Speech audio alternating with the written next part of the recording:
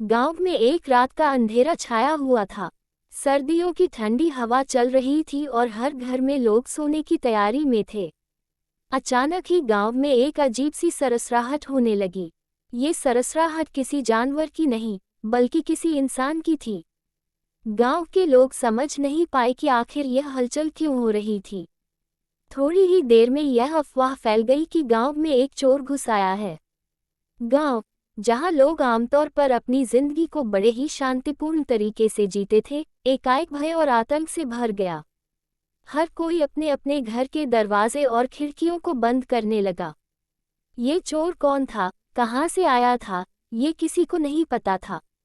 लेकिन उसके आने की खबर से ही पूरे गांव में हड़कंप मच गया। चोर कोई आम चोर नहीं था, वह बहुत ही चालाक और होशियार था।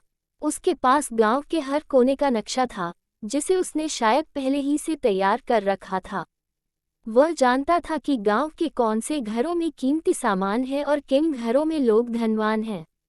उसने रात के गहरे अंधेरे का फायदा उठाते हुए धीरे धीरे गांव की गलियों में कदम रखा। पहले उसने गांव के एक छोटे से घर में घुसने की कोशिश की, लेकिन जैसे ही वह खिड़की के पास पहुंचा, उसे भीतर से किसी की आवाज़ सुनाई दी। शायद घर का मालिक देर रात तक जाग रहा था। चोर ने तुरंत अपने कदम पीछे खींचे और वहां से चला गया। वह जानता था कि कोई भी छोटी सी गलती उसे पकड़वा सकती है, इसलिए उसने बहुत ही सावधानी से अपनी चालें चलनी शुरू की। गांव के लोग बहुत ही भोले भाले थे, उन्हें इस तरह की घटनाओं की आदत नहीं थी। सभी लोग अपने घरों में बैठे एक दूसरे से बात करने लगे। कौन हो सकता है ये चोर? किसके घर में घुसने की कोशिश करेगा? क्या हमें रात भर जागकर पहरा देना चाहिए? इस तरह के सवाल हर किसी के मन में उठ रहे थे। गांव के बड़े बुजुर्गों ने तय किया कि कुछ नौजवानों को जागते रहना चाहिए और गांव के चारों ओर पहरा देना चाहिए। इस काम के लिए उन्होंने गांव के सबसे मजबूत और होशियार लड़कों को चुना। उन लड़कों ने अपने हाथों में लाठी और टॉर्च ली और गांव की सुरक्षा के लिए निकल पड़े।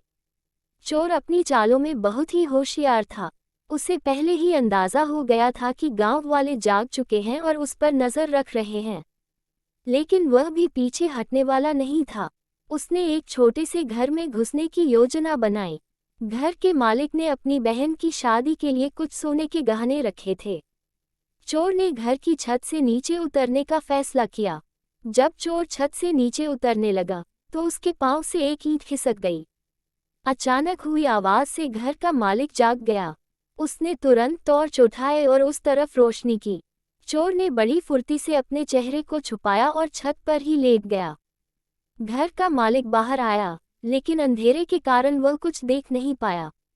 उसने सोचा शायद यह उसकी कल्पना थी और वापस जाकर सो गया। सुबह होते ही गांव में हल्ला मच गया। घर का मालिक, जिसने रात को आवाज सुनी थी, उसने ये खबर पूरे गांव में फैला दी। सभी लोग डरे हुए थे। कुछ ने सोचा कि चोर बहुत ही खतरनाक है और उसे पकड़ना आसान नहीं होगा। इसलिए उन्होंने गांव के सरपंच के पास जाकर इस समस्या का हल निकालने की गुजारिश की। गांव के सरपंच ने तय किया कि गांव की सुरक्षा के लिए कुछ ठोस कदम उठाए जाएंगे। उन्होंने गांव के सारे आदमियों को एक सभा में बुलाया। वहां सबने मिलकर यह निर्णय लिया कि गांव की हर गली और नुक्कड़ पर पहरा दिया जाएगा। हर रात कुछ लोग बारी बारी से पहरा देंगे ताकि चोर को पकड़ा जा सके। चोर को इस बात का अंदाजा हो गया था कि अब उसके लिए गांव में रहना आसान नहीं है, लेकिन उसने तय किया कि वह गांव से जाने से पहले एक आखिरी वार करेगा। उसने गांव के सबसे धनी व्यक्ति के घर को निशाना बनाया। ये घर गांव के किनारे पर स्थित था और वहां की सुरक्षा सबसे कड़ी थी। चोर ने रात के अंधेरे में उस घर की ओर बढ़ना शुरू किया। उसने पहले से ही उस घर का नक्शा बना रखा था। वह जानता था कि घर के पीछे एक खिड़की है जिसे खोलना आसान है। उसने धीरे धीरे उस खिड़की की ओर कदम बढ़ाए, लेकिन वह नहीं जानता था कि इस बार गांव के लोग उसके आने की उम्मीद कर रहे थे। गांव के कुछ नौजवानों ने उस घर के चारों ओर जाल बिछा रखा था। जैसे ही चोर खिड़की के पास पहुंचा, एक नौजवान ने उसके ऊपर टॉर्च की रोशनी डाली। चोर ने भागने की कोशिश की, लेकिन उसके पैरों में जाल फंस चुका था। उसने जितना भी संघर्ष किया, वह जाल से बाहर नहीं निकल सका। गांव के नौजवानों ने उसे पकड़ लिया और सरपंच के पास ले गए। चोर के पकड़े जाने के बाद गांव में एक नई ऊर्जा का संचार हुआ। हर कोई बहुत खुश था। सभी ने मिलकर जश्न मनाने की तैयारी की।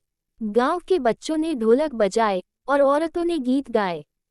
गांव के बड़े बुजुर्गों ने चोर को पकड़ने में अहम भूमिका निभाने वाले नौजवानों की सराहना की। सरपंच ने गांव के नौजवानों को सम्मानित किया और कहा, हम सब ने मिलकर इस गांव की रक्षा की है।